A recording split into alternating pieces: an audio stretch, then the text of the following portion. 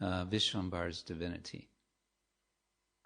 And of course, this is introducing the idea of Vatsalya Rasa, that it's a reflection of, and it becomes, it is suggested that Sachi Mata and Jagannath are none other than Krishna's parents, Nanda and Yashoda, or foster parents. And so they're just continuing what they always do, which is to see the Lord as their son. And because they can see him, because of their devotion, the Aishvarya aspect is completely eclipsed, is completely obscured. And this is the glory of this Vatsalya Rasa, that it's able to prevail and ignore, really, the Lord's identity as being the Lord. No, he is our son, and we have to correct him, we have to punish him when he does things wrong, and so on. And this becomes a source of relish for the devotees who read with a consciousness, well, yes, he's their son, and he is the Lord. And so this makes a kind of balancing act in the mind to that actually heightens our appreciation of this Vatsalya Rasa. Sachi Devi is portrayed, is represented as the ideal mother. She's not, neglectful or something like that. She's not, some sort of bad mother. No, she's an ideal mother. She's always, always, always caring for her son, always doting on him, worried about him, that he's protected, and so on. And again, she's identical with, actually not just Yashoda, but also Devaki. There are hints that she is, at least relatively speaking, we could say well educated. She is a Brahmin's daughter, and she is the wife of a Brahmin, and she's also the mother of scholars. Of course, Vishwambara, Nimai Pandit, is a scholar. His older brother, Vishwarupa, was also apparently a scholar. He was attending lessons by Advaita Acharya and so on. And she demonstrates that she is educated, or that she is quite savvy, intelligent, knowledgeable of philosophical ideas. When there is one episode describing her discussion with Nimai, who is trying to represent a kind of quasi Mayavada position with respect to, there are two episodes, one to do with pots, which are considered unclean, and another having to do with sweets.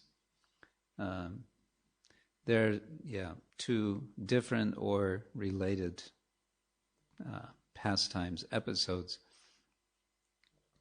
And Sachimata is very expert in convincing her little son that he should give up these Mayavada ideas because it's not practical. And Krishnadas tells us that Pandit Nimai was very grateful. He said, "Oh, mother, thank you for explaining this to me. Now I understand." that it's better to, eat sweets rather than eating dirt, basically.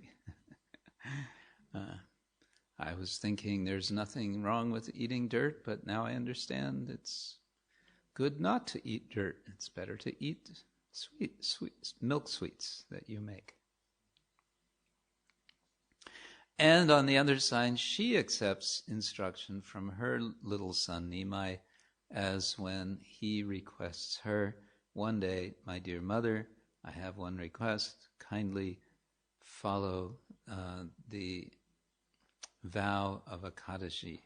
Do not eat grains on Ekadashi. And his mother says, yes, why not?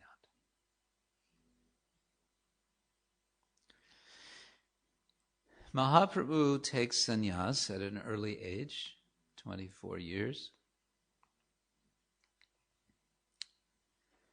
And this is a heartbreaking, we probably cannot imagine, unless perhaps mothers can imagine better than the rest of us, what a heartbreak this would have been for her, especially her husband had died by this time.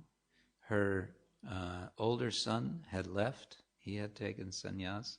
So she was by herself, except for Vishnupriya, the wife, the second wife of Vishwambara. So it was a great heartbreak. And that drama, that not final meeting, but the meeting after he takes sannyas, soon after he takes sannyas, is described extensively in, I believe it's chapter 2 of Madhya Lila. We have our students read that section. So then, in absence, she meditates. She always thinks of her son. And there are nice pastimes about this, how Mahaprabhu confirms with her that actually he comes to eat, to take her offerings. And the idea is that he's receiving the bhakti which she is conveying to him through food. We'll get to that subject again a little later. The empty plate that she prepares for him, it demonstrates Mahaprabhu's continuing reciprocation with her.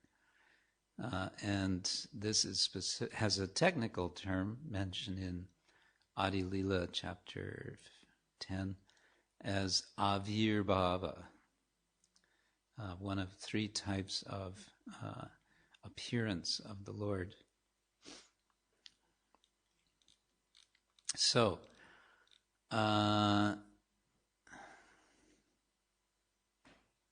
okay, we're talking about mothers and fathers. In the case of Vishwambara's wife, Lakshmi Priya, the time that the two were together was relatively short. And it seems that Lakshmi Priya died, it is said, of a snake bite or the snake bite of separation, viraha sarpa. It's never entirely clear whether one is to understand there was actual physical, bite of a snake, or the mood, it's to be understood she died of feelings of separation. You could say it's both. You could say it's just the feeling of separation, which is the devotional mood. You could say it was the Lord making this arrangement through a snake that she departs so that she would be with her Lord in the spiritual realm.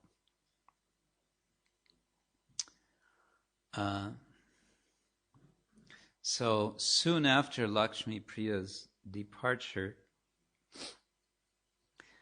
on the urging of Sachimata, Mahaprabhu married again. And this time he married Vishnupriya. But this marriage, we might say, didn't last very long.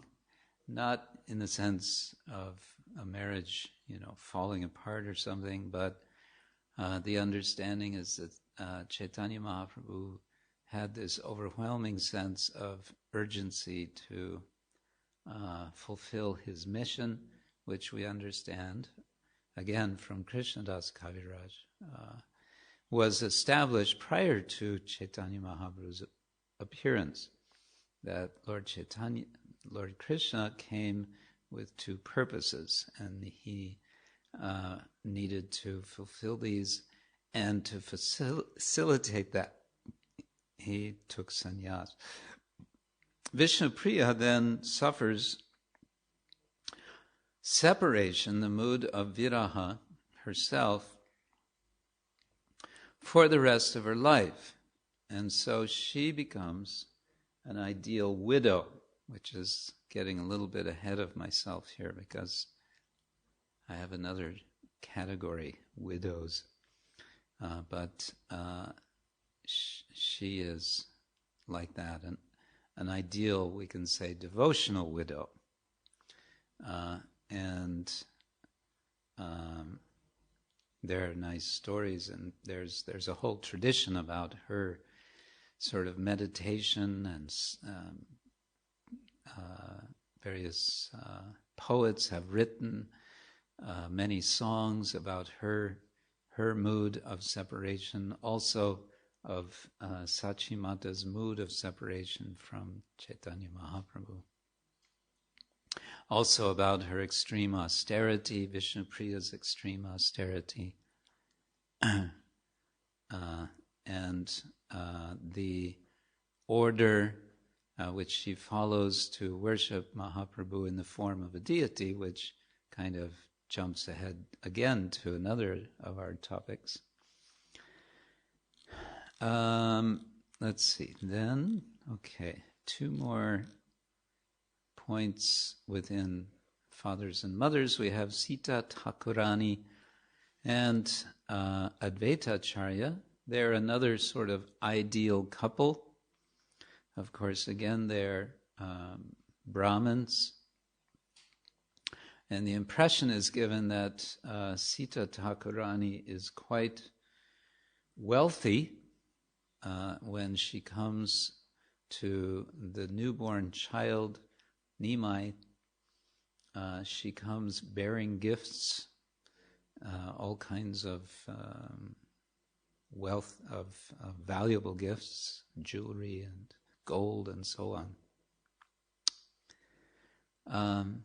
So they are, especially Advaitacharya, being himself known as this extremely orthodox Brahmin, so they represent, we could say, the ideal Brahmanical grihastas. And so they function they function as the sort of anchor in the Chaitanya-charitamrita, a sort of, how to say, cultural, social, orthodox anchors. Advaitacharya performs the Shraddha ceremony for his ancestors. It's a very orthodox ritual thing to do, but he shows the Vaishnava attitude when, instead of giving the first plate of the Shraddha Patra to the Orthodox Brahmins, the Shraddha Brahmins, he gives it to Haridas Thakur. This is a very radical thing to do. From an Orthodox perspective, this is unheard of. Haridas would be the last to receive, not the first. So he's making a big statement when he does this, that the Vaishnava comes first. Vaishnava is superior to the Brahmins. He is at least a Brahmin, if not, and certainly more. And as husband and wife, Advaita Acharya and Sita Thakurani are hosting Vaishnavas and also renunciants, and this is, of course, described when Chaitanya Mahaprabhu, after he takes sannyas, then Mahaprabhu is invited to Advaita Acharya's house, where he stays for several days, and so many devotees come, and there's lots of chanting and dancing and feasting. So all of that is being accommodated, hosted by Advaita Acharya and Sita Thakurani. Then we have Sarvabhauma Bhattacharya and his wife, and I have a quote. I would have liked to put more quotes here, but alas. My wife and I did not especially exert ourselves in the cooking. He by whose power the food has been prepared knows everything. This was on the occasion of the hosting of Chaitanya Mahaprabhu by Sarvabhauma Bhattacharya and his wife. So he's taking the humble position here. He says, well, we've hardly done anything. We whatever has been done, it's all by the grace of that one who knows everything, and guess who that is? That's the Lord whom they are hosting. Okay, before I move on to the next section, I want to show another. Yes, that's this one. I want to show something else here quickly. If we kind of step back and look at what we might call standard, orthodox, Brahminical understandings about women, then here we are with 3 categories. Obviously, this is an oversimplification, but for the sake of getting some idea, I'll mention this. We have 3 categories: the Sumangali, the Nitya Sumangali, and the Amangali. Sumangali means married, preferably with children, preferably with at least one male child. The courtesan, or dare we say prostitute. Courtesan means sort of high-class prostitute, if you like. And the Devadasi is a temple dancer. They're called Nitya Sumangali. Nitya can mean eternal, or it can mean repeatedly, or daily, or sort of again and again. And then widows are considered amangali. Of course, mangala means auspicious. Su-mangala means very auspicious, and sumangali is just the feminine form, a woman who is very auspicious. The notion of auspiciousness, it comes again and again in India. People want to do things, important things like have a marriage. When?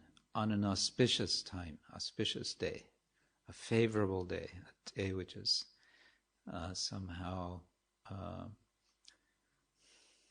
supporting, material well-being.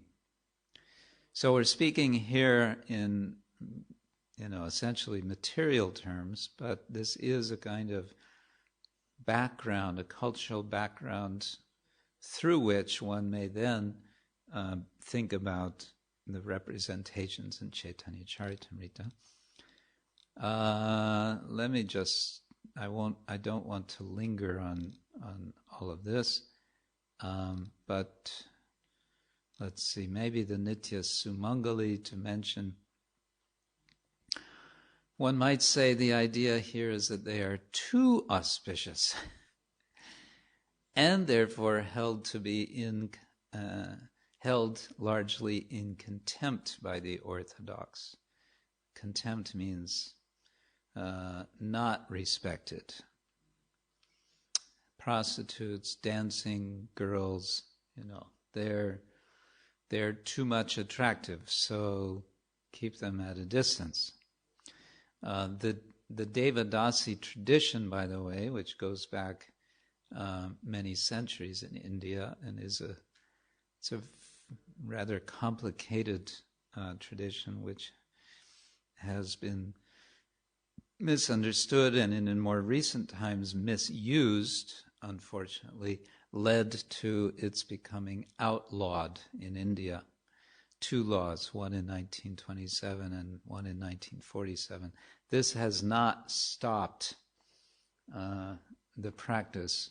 There are places in India where there are still Devadasis. They may not be trained as temple dancers, but they are part of a sort of caste, which unfortunately has a very dark side to it. But that's maybe another story having to do with their being forced into prostitution. And, therefore it's been made illegal. Traditionally, we do have, for example, in the Kama Sutra, which apparently it's not that ancient, it's maybe a 14th, 15th century work, but it does describe sort of dharma for prostitutes, various rules of the trade, so to speak,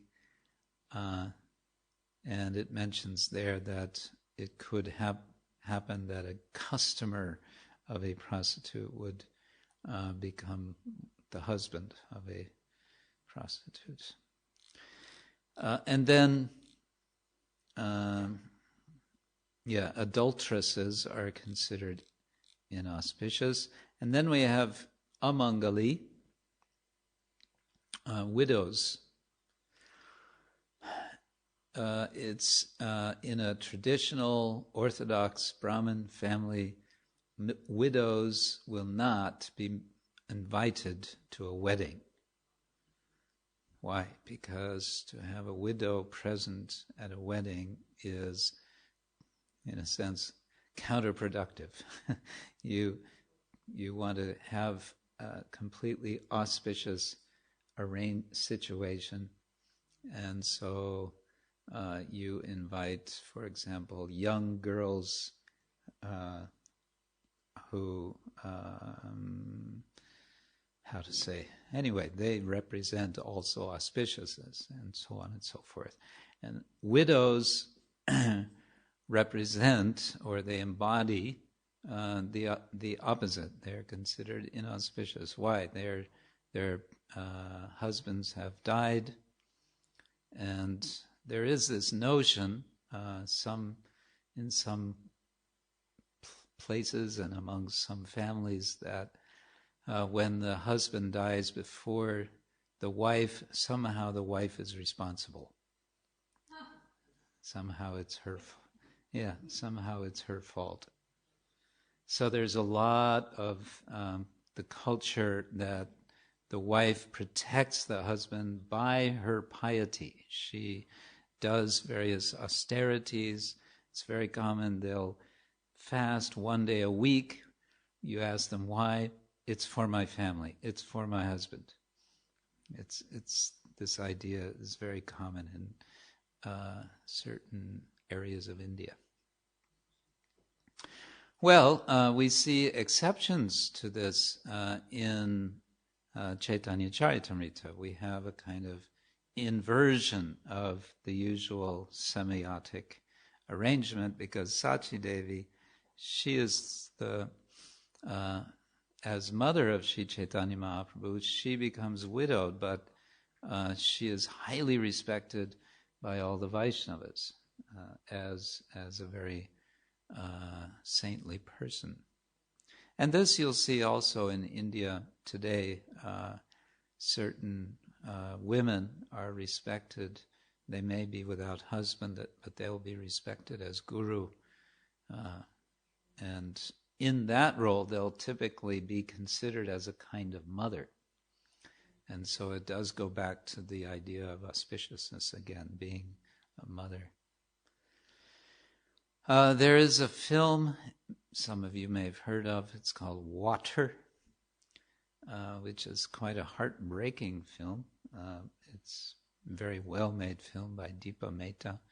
You might want to watch this quite well-done film done in 2005 about this, the plight of widows in India today. All right, back to our general notes.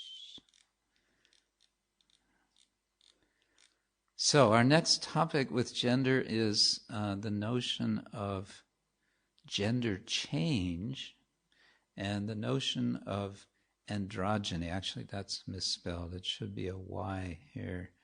Androgyny, because androgyny is a slightly different thing. The definition of androgyny is the union of, from the dictionary, is the union of sexes in one individual. Now, whether or not we want to use that term might be debated.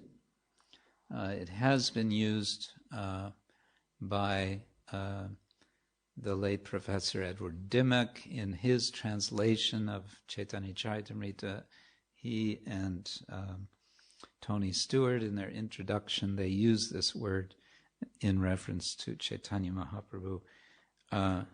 Just to, I think, call attention to this general principle that Mahaprabhu is male, but he is very much in the mood of, in the mood of the gopis or Srimati Radharani, he is in some sense also female. And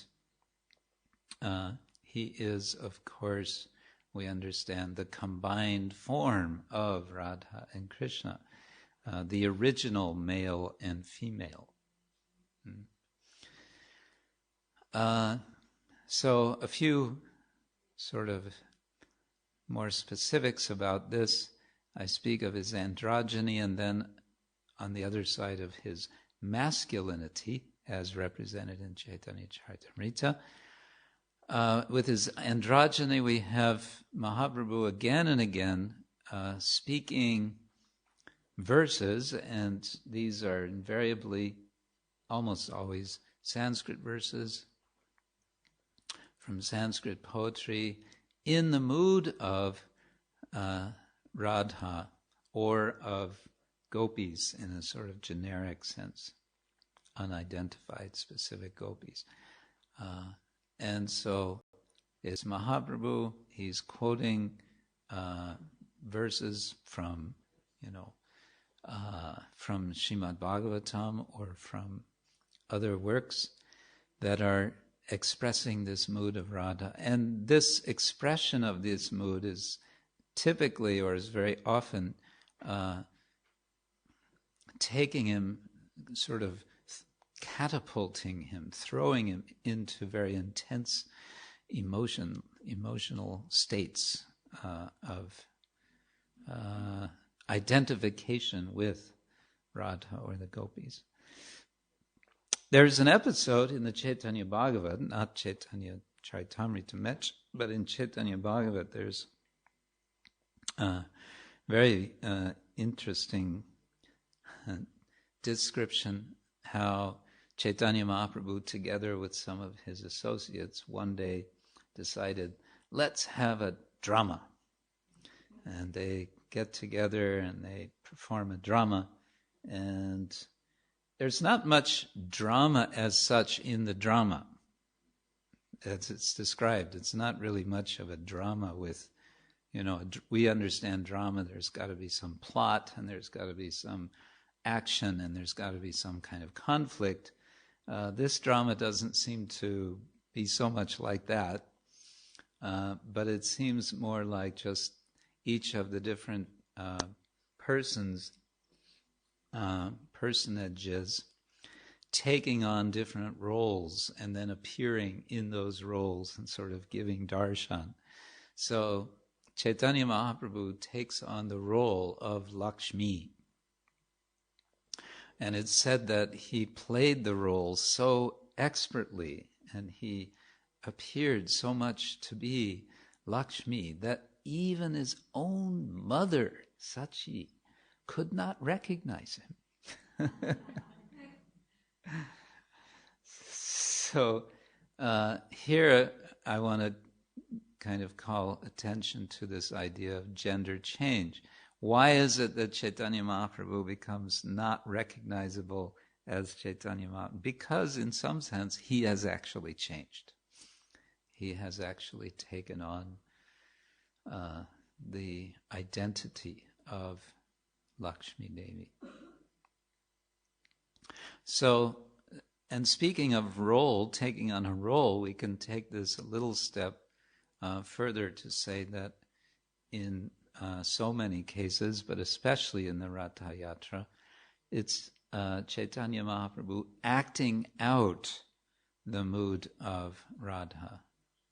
He is performing, as we've said sometimes, Prabhupada would say, we perform devotional service, we perform bhakti.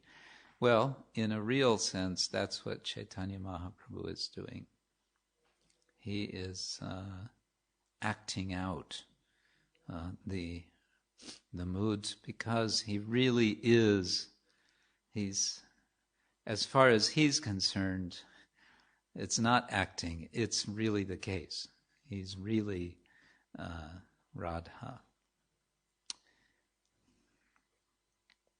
But also in a broader sense, thinking in terms of what we might call male and female moods or roles, we might also consider Chaitanya Mahaprabhu's mood of dependence on his devotees.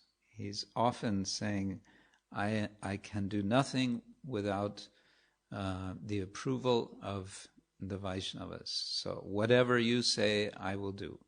Like that, he's yielding to their wishes. And in this way, he is showing a kind of feminine side of himself. In public, especially, we have this described in Varanasi when Mahaprabhu is there. He is performing Sankirtan and he is not restraining his expressions of emotion. And emotionality is often associated with feminine nature in general, in many cultures, including, I think we can say, Indian culture. And this is a source of criticism, cause for criticism, by the Varanasi sannyasis. What are you doing? All this crazy dancing, chanting. You should be sitting and studying Upanishads with us. That's what we do. We sannyasis, we're macho, masculine, scholar. This is a scholarly thing, we study the Upanishads, And this guy, he's just going around making this show. It's just really embarrassing to think, he's wearing the sannyas cloth when what sannyasis do is they sit and they study the Upanishads. And ever so briefly, we could also mention here Gadadhar Pandit. Gadadhar is a very dear friend of Chaitanya Mahaprabhu since youth or even childhood.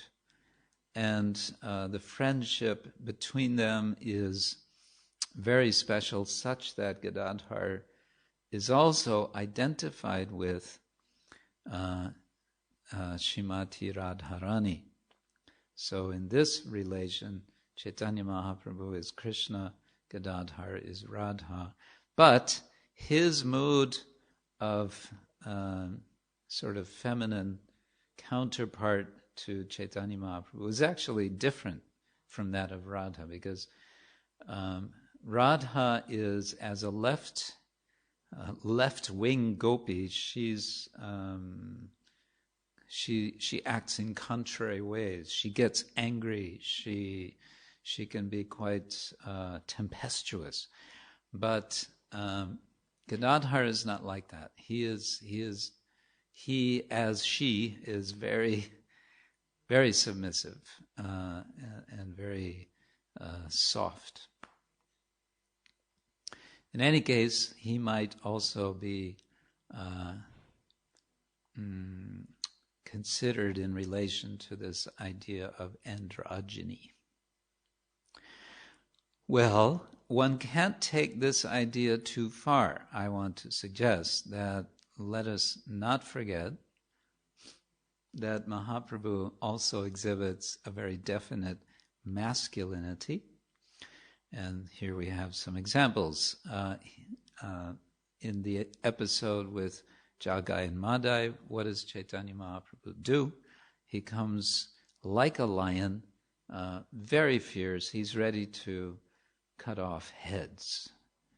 And it's only Nityananda Prabhu who stops him from doing that. So he's fiercely protective of his devotees in a way which one would think as a very sort of masculine mood. As an ascetic, as a sannyasi, he is quite careful to avoid women, association with women, and that becomes a big issue in the case of Chota Haridas. I think we'll be discussing soon. There's some fraternal exchange mentioned in Chaitanya-charitamrita after Krishna Janmashtami festival in Puri. At one point, Sri Chaitanya Mahaprabhu and some of his Vaishnava friends play at being cowherd boys. And so as guys will get together and, wrestle or whatever, so Mahaprabhu is also doing the same. They're throwing sticks around and things like that. And finally, his fearless travel through the Jharikanda forest. His assistant, Balabhadra Bhattacharya, is rather terrified. Mahaprabhu is not in the least terrified. In fact, he's having a great time. He's just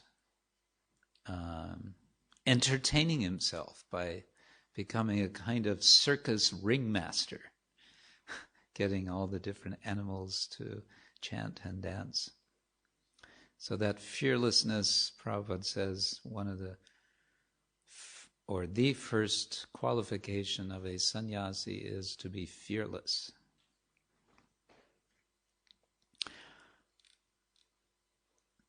In Chaitanya-charitamrita, the gopis, the manjaris,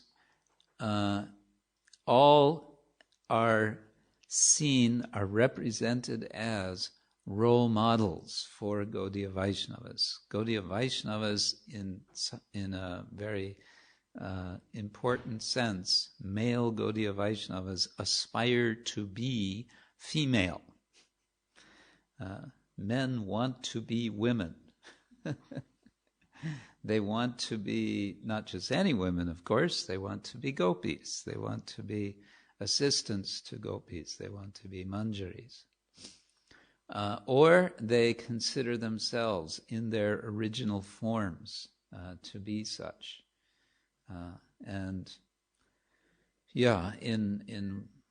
sort of mundane culture, this is considered a very strange thing. Actually, this becomes a source of criticism these Vaishnavas, Gaudiya Vaishnavas, they're so effeminate. This was something of a criticism that has arisen at times. Anyway, that's a bigger topic, but this idea of aspiring to see women as actually the ideal bhaktas, or we have this expression in ISKCON, bhaktins. Bhaktin. I think we had a discussion about that once. We decided this word bhaktin was maybe a sort of French form, bhaktin. Because in Sanskrit it would probably have to be something like bhaktini. Bhaktini. Anyway, or bhakta. Bhakta. Okay, I end this little section with a reflection. One might wonder, because in general, in human society, one of the earliest cultural lessons we all get is of our gender. We learn, little boys, they learn, you are a little boy. And little girls, they learn, you are a little girl. Of course, nowadays, there's a lot of discussion about being gay, being lesbian, and so on. This is interesting development in modern culture. And there's a whole tradition in India. What are they called? Hijras. Yeah, in India there are the hijras who are transvestite, I think you would say. But there is this interesting idea of gender not being so completely fixed, but rather being more fluid. Sociologists will talk about how gender is very much a cultural thing. It's not just biological. And there's lots of debate about how much is our gender biological and how much of it is cultural. So in Chaitanya-charitamrita, one might keep this in mind as a way of thinking about what's going on. I need to move faster, I think. Temptresses and widows, one might wonder why I'm putting these two together. Well, the two of those three categories that I mentioned before, Nitya Sumangali and Amangali, have, you could say, something in common, that they are not Sumangali in Orthodox tradition. In the Antya Lila of Chaitanya-charitamrita, there's two passages within one chapter. This is chapter 3, in which what may be called temptation attempts on Haridas Thakur are made. One is a story of a prostitute being sent by one Rama Chandra Khan, Shishi Panchatattva ki jai. And the other is of Maya Devi herself coming to tempt Haridas. In both cases, Haridas wins the contest. He comes out as having passed the test. And indeed, this is a kind of pattern. I have mentioned sometimes patterns of hagiographical literature in India, and this is another of the patterns described by William Smith in his book on the subject. A pattern which we find in the Puranas, where Lord Indra gets worried about his position, that some ascetics are perhaps going to take over his position, and so he sends the Apsarasas to make the ascetics fall down. This same similar pattern we see in the medieval literature, from more recent centuries, but often with a difference, and that is that the sage passes the test. In the Puranas, the sage often fails the test, but the saints of the later literature tend to pass the test. And so Haridas Thakur is one such exemplar of having avoided temptations from the opposite sex. There are so many cases told by this late Professor Smith. He mentions, for example, of that Kabir, the famous poet from 16th century, is said to have been sent one of the apsaras, and he just bows his head and he doesn't look at her, and he says to her, "Oh, why don't you go disturb some kings or something? Please don't bother me." And then the Lord appears to him and rewards him. So this is a case of a pariksha, a test. There's a story in the Bhakta Mal, which is a collection of these hagiographies, a sort of weird story, in which one butcher is on his way to Jagannath Puri to have darshan of the Lord, and on the way he stays at some couple's house, and turns out the wife is very lusty, and she tries to tempt him, but he's not interested. But it goes on from there. She murders her husband and then accuses the butcher of having murdered the husband.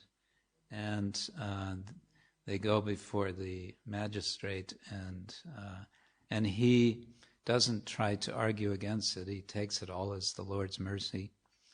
He's going to Lord Jagannath. He figures whatever happens, happens.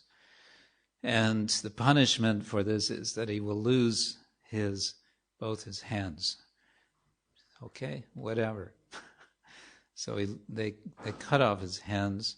Somehow he survives that. He continues on his way to Jagannath Puri, and when he arrives at Jagannath Puri, he goes to the temple, he has darshan, and when he has darshan, immediately his hands grow back because the Lord is very pleased with him. And it turns out all of this happened because of some slight mistake he had made in a previous life. Like that, so many stories. Anyway, temptress. And there are stories of tempters, male tempters. And of course, the whole story of Ramayana is about a tempter named Ravana who kidnaps Sita and attempts to tempt her, but fails. Attempts to tempt. He fails to tempt. He is a tempter who attempts to tempt and fails to tempt. Oh well. There are a lot of stories in the Christian tradition of female saints who, one way or another, reject some lusty, usually it's a king or a prince, and often what happens is the king or the prince gets angry and kills the woman, and then she becomes in this way a martyr, and so a saint, for what that's worth. I don't quite know why I put this here. Anyway, there is this interesting episode of this unnamed woman who in her eagerness to see Lord Jagannath, climbs up on the shoulder of Chaitanya Mahaprabhu. She just wants to see the Lord. And here's some sannyasi who's got very strong shoulders. Why not climb up there and have a better view? And Mahaprabhu appreciates, although, who is it? Govinda drags her down. He says, don't bother. She's so devoted. I wish I had such devotion.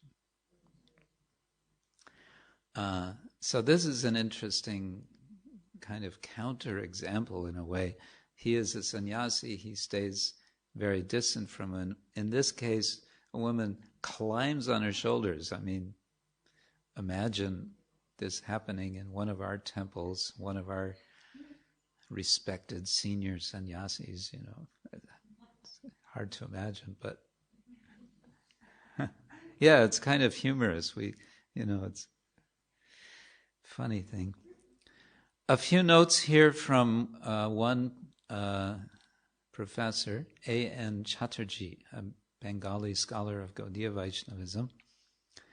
He emphasizes that Chaitanya Mahaprabhu, as a sannyasi, had no association with women, but he also did not hate them. So it's not that he was women hater. What's the word? Misogynist. Yeah, he wasn't a misogynist. And sometimes he did come in close contact with women. The wife of Sarvabhauma Bhattacharya and the wife of Advaitacharya are two examples of this. And again, the Orient woman I just mentioned above. He also enjoyed the dramas enacted by Devadasis. So even he was a sannyasi in Puri, there is mention that he enjoyed watching such dramas. On the other side, we have this very strange, in many respects, account of how he banishes Chota Haridas. Chota Haridas really didn't do anything very bad. He simply went to beg some rice from a really elderly lady. And he just, Mataji, can you please give some rice for Mahaprabhu? Oh yes, here, take some rice. He took and he went, bas. But Mahaprabhu decided to turn this into a lesson for all of his associates so that they would be extremely cautious and to not give any room for misunderstanding of what the followers of Chaitanya Mahaprabhu do in this regard. Well, Chota Haridas is banished. He is, for an entire year, Mahaprabhu will not even look at him. And finally, Chota Haridas decides, okay, there's nothing to be done but to give up this body. Actually, Mahaprabhu indicates that for one who has, for a sannyasi who has had improper dealings with the opposite sex, there's nothing to be done but to give up the body. And so that's what he does. He goes to Triveni, the Ganga, Yamuna, Saraswati. He drowns himself. He reappears, however, for the devotees as a Gandharva, because he was a very fine singer. And Mahaprabhu expresses approval. Yes, he has done the right thing. So all the devotees were very much sobered by this episode. They all became very fearful. And it stands in the Chaitanya-charitamrita as a kind of warning for all the Vaishnavas, followers of Mahaprabhu. We also know that Mahaprabhu would go out of his way to keep his distance from certain persons, kings, administrators. So, for example, King Prataparudra and this administrator Gopinath Partanayaka, quite extensive description of those relations, which are not so simple because, yes, there's avoidance, but then again, there's also some interaction. Why? Because bhakti is the final principle, the final final point of everything. Well, Sachi Devi becomes a widow, as I mentioned before, and as I also said, she is highly honored. Rather than being inauspicious, she is most highly regarded. And so she is represented how she spends the rest of her life, thinking of her son, serving her son. And in this sense, she continues her role as a mother. So although she's a widow, she is also a mother, and she remains so throughout her life. We don't hear anything about her departure from the world in Chaitanya-charitamrita. Another reflection one might make, I won't linger on this, but the bhakti functions listed by Professor Greg Bailey may be of interest, as I've mentioned in a previous lecture, with respect to, for example, the conversion of Maya Devi, and before that the unnamed prostitute when they approach Haridas Thakur. Well, here we are. Time is flying, and there's this big topic still remaining. Maybe I'll take the first section of this for consideration now, that we have in the present day world a quite articulate representation of what is sometimes called feminism. And it takes so many different forms. It's a topic in itself. But I bring this up to say that one could read the Chaitanya-charitamrita and consider how it might be considered, how it might be appreciated or not appreciated by those who see themselves as feminist or having feminist concerns. One thing that feminists will say, present day, about Indian culture, they say there is no proof that the worship of female deities, and there are many female deities in India, has afforded women a better status in India. Because the argument will be, we take care of our women very nicely, and besides we worship women, we have so many deities. Well, maybe, but the argument seems to also go the other way. I'm quoting, I forget who here. Didn't put it, sorry. Quite frequently, the very aspects of women glorified in a religious system are used as justification for the social and political denigration of women.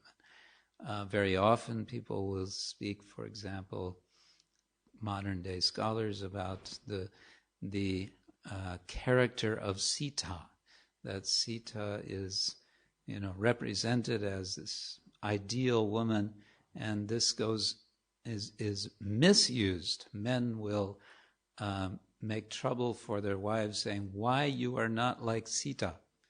And as a result, they will mistreat their wives rather than dealing properly. Again, that's a big topic. I want to call attention to one, I would say, mysterious, perhaps awkward expression in Chaitanya-charitamrita, Antya-lila chapter 2, 106. Sharupa Goshai Ararai Ramananda Shiki Mahiti tin tarabagini ardhajana. This is listing 3.5 dearest devotees of Chaitanya Mahaprabhu, namely Saurav Damodar, 1, Ramananda Rai, 2, Shiki Mahiti, 3, and then his sister, Shiki Mahiti's sister, Ardhajana. Ardha means half, Jana means person. What is this? What does this mean? How is it that that a person, okay, she's a woman, but she's considered half a person? How can anybody be a half a person? What does that mean?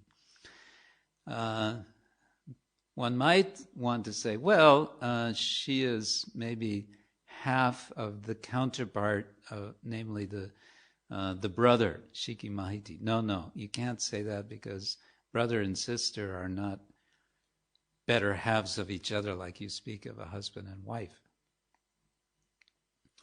My little conjecture is that half here is with respect to the fact that Chaitanya Mahaprabhu, as sannyasi, keeping distance from women, has to regard her from a distance. He appreciates her, no doubt. She was a great Vaishnavi, but he has to appreciate from a distance. It's not the most, persuasive argument, but that's what I came up with. Okay, I think I will leave those to proceed to our next topic, which is deity representations. The Chaitanya-charitamrita, in the very beginning chapter, has 3, if not 4 verses which are glorifying specific deities in Vrindavan. These are Radha Madan Mohan, or Madan Mohan, Govinda, and Gopinath. None of these original deities are still in Vrindavan. They are either in Jaipur or Karali. But Krishnadas Kaviraj is invoking them from the outset as to give their blessings for his presentation of Chaitanya-charitamrita, and as the representatives, each respectively, of different aspects of the Absolute Truth which he represents, which he's elaborating in Chaitanya-charitamrita, namely Sambandha, Avideya, and Prayojana. And so he's setting a certain pace, so to say. He's establishing deities are important. We take their blessings. He takes blessings from Madan Mohan in order to write Chaitanya-charitamrita, and so on. There is considerable discussion of the worship of Krishna as sadhana. What do devotees do? They worship, they chant Hare Krishna, and they also worship deities. And so we have in the explanations, the teachings to Rupa Goswami especially, and Sanatan Goswami, these descriptions of Vaidhi Bhakti and sadhana, Vaidhi Bhakti sadhana and Raganuga Bhakti sadhana, especially Vaidhi.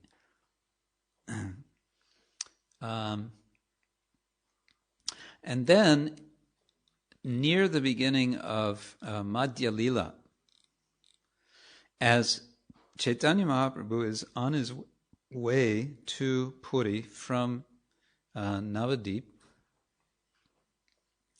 they make a stopover. They make 2 stopovers, one in Remuna and the other, I don't know the town, but it's somewhere near Puri, where the Sakshi Gopal deity is. And at each place, Krishnadas Kaviraj takes a kind of time out to tell the story of the respective deities. So we get the story of Kshetra Gopinath in Remuna, and then of Sakshi Gopal, where that deity is. And I think it's significant that Krishnadas decides these two stories deserve practically a chapter each, as I remember. Chapters, 3 and 4, or 4 and 5 of Madhya Lila, in which obviously he's making one point, which is that Krishna is present in his deities, so much so that he can do things like stealing the sweet preparation, the kuriya, what we call sweet rice. He can walk and he can talk, as in the Sakshi Gopal episode. What is the message here? The message is Krishna is present in his deity. Simple point. And he wants to make that point in relation to Chaitanya Mahaprabhu. And it's a kind of preparation because Mahaprabhu is coming to Puri. So it's preparing the readers. As Mahaprabhu is going to Puri, we are being prepared for what's going to be happening in Puri. What's going to be happening in Puri is Chaitanya Mahaprabhu is going to first go in the temple, and when he has darshan of Lord Jagannath, he faints. Why does he faint? Because he's seeing his Lord. This is the Lord he has been longing to see since he went to Gaya and he had darshan of the Vishnu footprint, Vishnu Pada. And since he was initiated by Ishvarapuri into chanting, he's been practically unable to contain himself in wanting to meet his Lord. Now finally he is meeting his Lord, Jagannath Puri. And so what happens? He faints. So this preparation is going on of what is the significance of the deity. The deity is not just made of wood or stone or whatever. And what happens in temples, temples are places where Krishna gets offered food. So in the Kshetra Gopinath episode, he becomes Kshira Chora, the thief of Kshira, of Kira, because this preparation is being offered to him. And the Lord is accepting it, that's his routine, but now Madhavendra Puri, the story is about something that has happened in the past, and it involves who is Madhavendra? Madhavendra, of course, is the seed of the Chaitanya tree. He is extremely important. Got to add time here. And so it's bringing together all of this. There's the deity, there's Madhavendra Puri, extreme ascetic, there's prasadam. It's making the whole picture, the whole package, so to say, in one place, in one episode. There are miracles in Chaitanya-charitamrita, by the way, such as deities stealing kshira and walking and talking. There are other miracles, what we might call miracles. What is a miracle is an interesting question, and what role do they play in the Chaitanya-charitamrita? No time to linger on this now. Again, one might think about the bhakti functions in relation to the Sakshi Gopal story. And then Chaitanya Mahaprabhu comes to Puri, Jagannath Puri.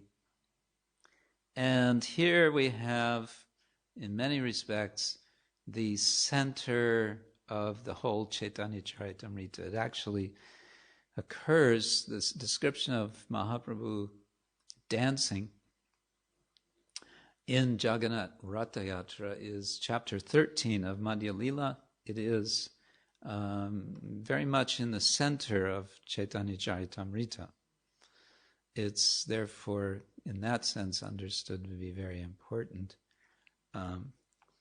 And it's here where it's a kind of climax to the whole story of the Chaitanya-charitamrita, of the life of Lord Chaitanya. He finally meets Lord Jagannath, and he is meeting him and wanting to meet him, and being separated from him and wanting to meet him. And all of this is understood by only certain devotees, like Rupa Goswami or King Prataparudra, after he offers service, humble service to the Lord.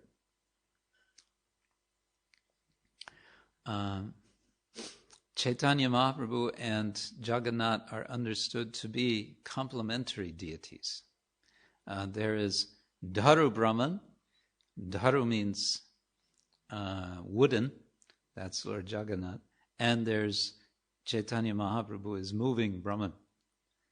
And so they are coming together and having transcendental play.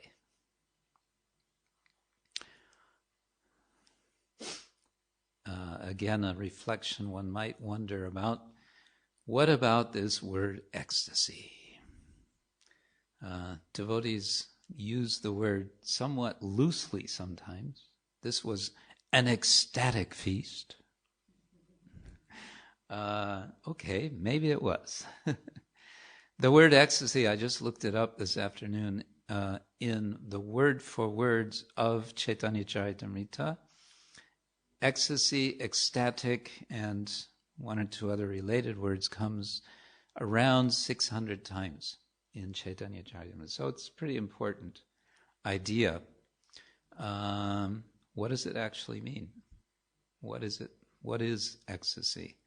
We might say ecstasy is what Lord Chaitanya experiences. You want a definition, what is ecstasy? That's what Lord Chaitanya experienced.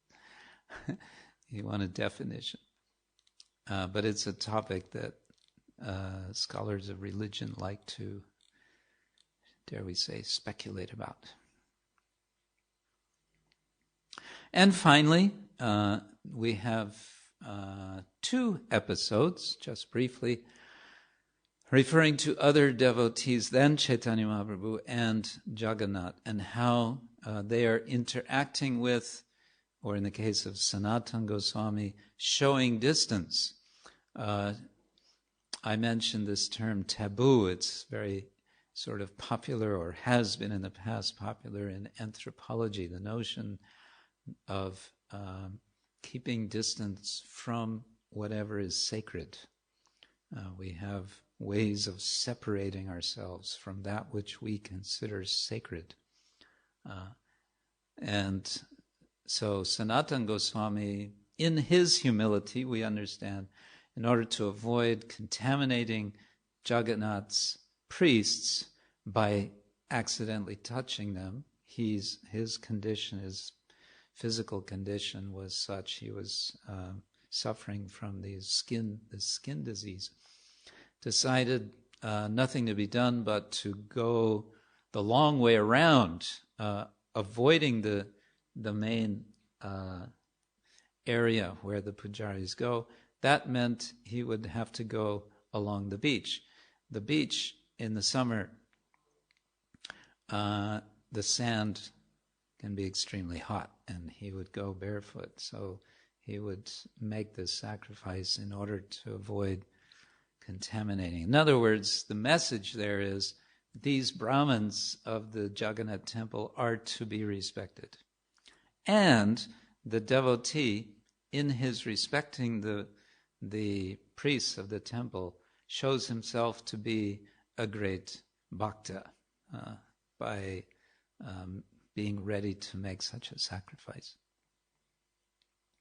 Pundarika Vidyanidhi is very concerned because the pujaris, these same priests, for the Odana Shasti festival are offering new cloth, which is very stiff because it's new, and typically in India, I don't know why, but they put starch in it. I guess that helps them sell it. It looks nicer or something, but it's very stiff. And the pujaris take this new cloth, as is the tradition, on Odana Shasti, the first day of winter, and they wrap around Jagannath, Subhadra, and Baladev. And Pundarika Vidyanidhi looked at this, had darshan, and was thinking, those rascal pujaris, they're so lazy. They don't even bother to wash the cloth before they offer it to the Lord. The Lord has to suffer this stiff, uncomfortable cloth. Who do they think they are? And so he, that night, is blessed by the appearance of Lord Jagannath and Lord Baladeva in his dream as they severely chastise him. And here the word chastise is appropriately used as using physical force. They slap him on the cheeks left and right. You rascal, who do you think you are, thinking such nasty things about our priests? Our priests offer us what we like. We like it to be starched. We always get starched, stiff cloth on this day. Who do you think you are? And slapping back, forth, slapping back and forth, back and forth. He wakes up, looks in the mirror, and lo and behold, his cheeks are rosy red because he's been slapped back and forth. It wasn't just imagination, is the message here, that the Lord has appeared, in fact. Why? Because he's correcting his devotee and at the same time favoring his devotee. The devotee had a good thought. In that sense, he wanted the best for the Lord. But the Lord is correcting him and at the same time blessing him. So this is one of these very interesting sort of double lessons within the Chaitanya-charitamrita. And it's highlighting that the deity is indeed non-different from, is the Lord, and acts in this world. And so the Vaishnavas, following Chaitanya Mahaprabhu, they see themselves as interacting with, or they are resolved to interact with the Lord in his deity form, following Chaitanya Mahaprabhu, or we can say by the blessings of Chaitanya Mahaprabhu. Shri Chaitanya-charitamrita ki jai. Well, we got a big crowd online today. All of 3 Vaishnavas and Vaishnavis. We want to thank you. Oops, what's going on? Thank you all for coming. And can't seem to get rid of that. Huh? All right. Oh, okay. Yes. It's like okay. Let's see now if anybody has a question. We're getting very close to Gaur Purnima, and our final of this series, final lecture, is going to be, we're planning, Krishna willing, this next Tuesday. And our subject is going to be twofold. We will discuss the disciplic succession, the notion of disciplic succession of Chaitanya Mahaprabhu and his followers, and we'll be discussing the final chapter of Antyalila, in which the Shikshastaka prayers of Chaitanya Mahaprabhu are presented and elaborated. All right. Well, we don't seem to have any burning questions from our audience, so I guess we can leave it at that. Do we have any questions? Oops. No, that's something else. Oh, Arjuna Krishna says he's also there.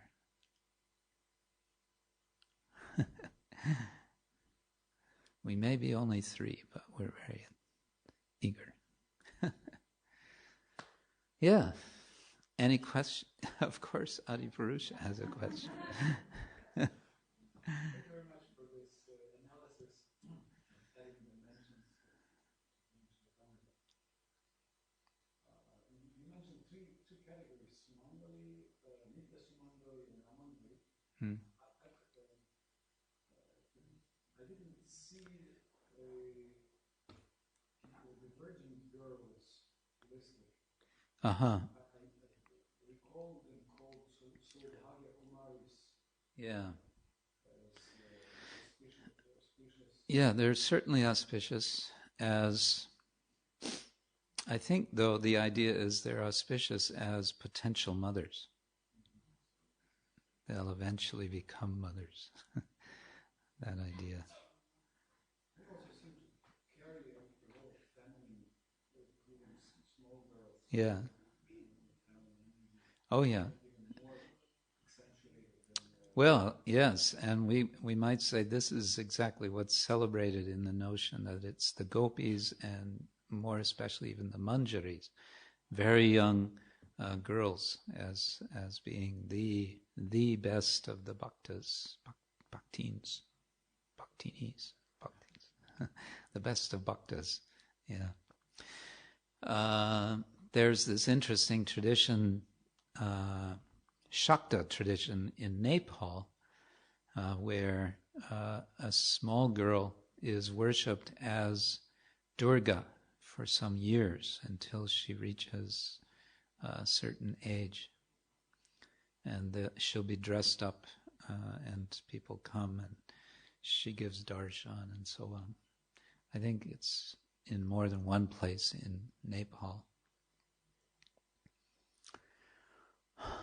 Yeah, interesting. Well, I don't know, and I have to say I don't remember my source for this typology, but I don't remember it mentioning. Certainly, if pressed, I would say they would be included amongst the Sumangalis. Yeah, but maybe they're even more Mangala in some respects. But in general, the emphasis in this typology is that the woman who is married, the husband is living, and she has children, and especially at least one male child. This is all considered the way things should be. And yeah. But again, these are sort of ideals. You'll find, it's a kind of oversimplification of the reality. But those ideals are there, especially in Brahminical culture. And this point about widows being inauspicious, that is, as I've read, as I understand from anthropological literature, the sort of more orthodox Brahmin self-consciousness there is, the more that idea is visible. But you'll find, in real life, people are not all acting in that way. Still, there is this issue. In India, you find this this problem that for certain elements of culture, someone who becomes a widow then becomes a kind of outcast. It really does happen. Can be very horrible that the family, extended family, in one way or another, they say, we just don't want you here anymore. We don't want to know anything. And so they will go to Vrindavan, and the living facilities of these widows in Vrindavan. Not so nice. The lives they have to lead very, very, very neglected for the most part.